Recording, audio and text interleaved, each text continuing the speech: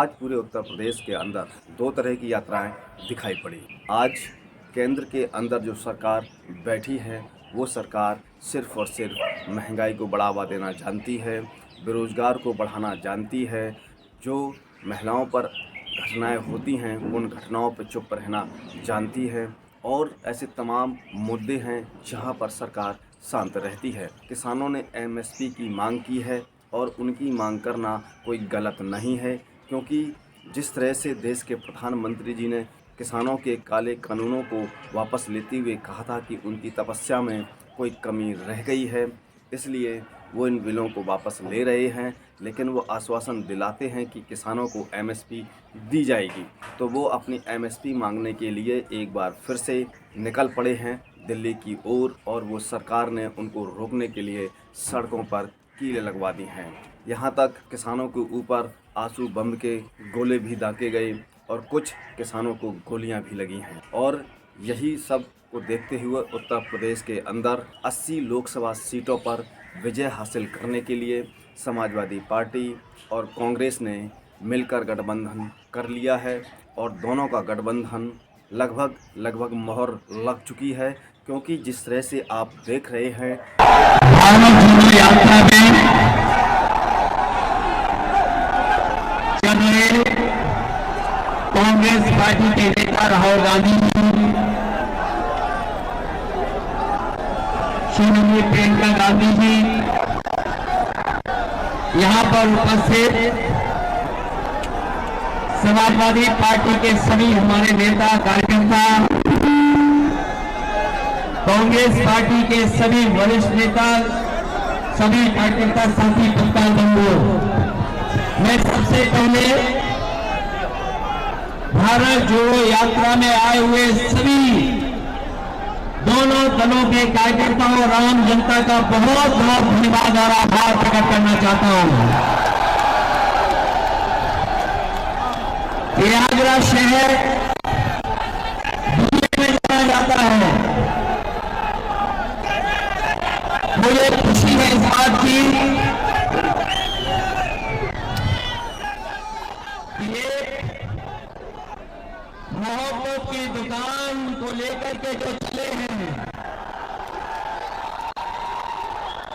इस शहर में बाजार में ही पूरा शहर मोहब्बत का शहर है। जितनी मोहब्बत भर सकते भर करके ले जाइए और पूरी यात्रा में बांट के चले जाइए। आने वाले समय में जो चुनौती है वो लोकतंत्र बचाने की चुनौती है, संविधान बचाने की चुनौती है। बाबा साहब भीमराव अम्बेडकर जी ने जो सपना देखा, गरीब पिछड़े जिनको हक सम्मान मिलना चाहिए, इतने वर्षों बाद भी सम्मान नहीं, और जो कुछ नहीं मिला था वो भारतीय जनता पार्टी ने लूटने का काम किया है।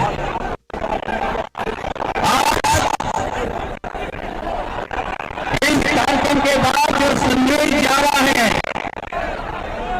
वो एक ही संदेश है कि भाजपा हटाओ, भाजपा हटाओ, देश को बचाओ, संकट मिटाओ और रस्सी हटाओ, भाजपा हटाओ। और जब यहां से हारेंगे संविधान भी बचेगा। यहां तक सवाल किसानों के भविष्य का है।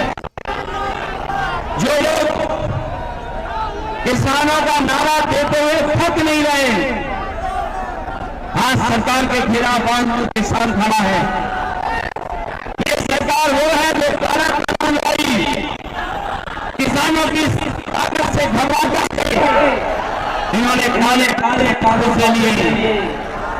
इन्हें कोई दुख नहीं इस बात का कि 800 से ज्यादा किसानों की जान चली गई। आज फिर किसान अपना हक और सम्मान बचाने के लिए खड़ा है।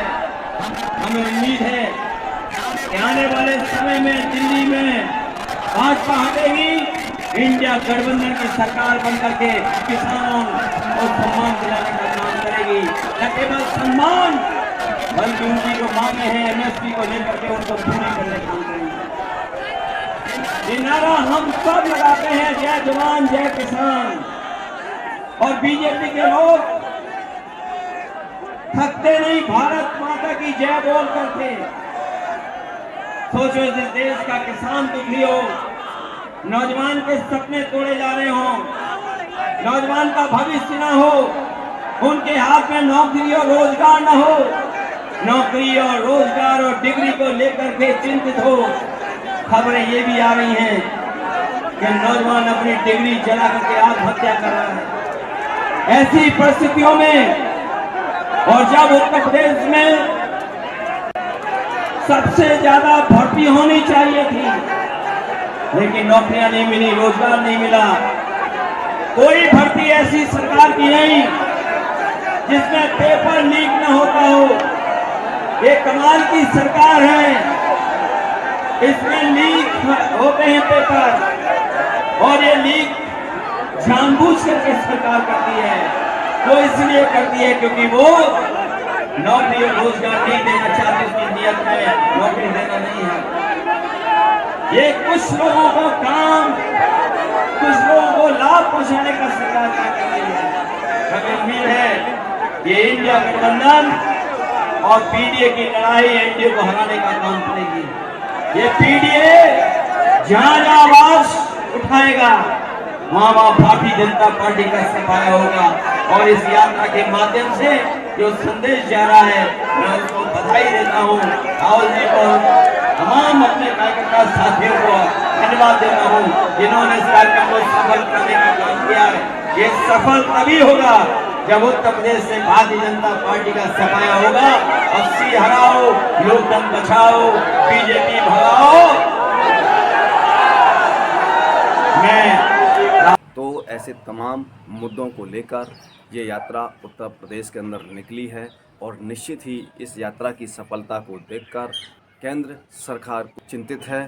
तो आपने ये खबर देखी, आपको ये खबर कैसी लगी है उस पर आप अपनी राय कमेंट बॉक्स में जाकर जरूर रखें, और साथ ही अभी तक हमारे चैनल को सब्सक्राइब ना किया हो तो सब्सक्राइब बटन पर क्लिक करें, बेल आइकन को प्रेस करें, जिससे कि हमारी पढ़ने वाली प्रत्येक खबर पर नया नोटिफिकेशन सबसे पहले आपको प्राप्त होगा। हमारे चैनल को ज्वाइन ना किया हो तो आप चैनल को ज्वाइन कर सकते हैं। हम फिर मिलेंगे एक नई खबर के साथ, तब तक आप मुझको इजाज़त दीजिए। जय भारत, जय हिंद।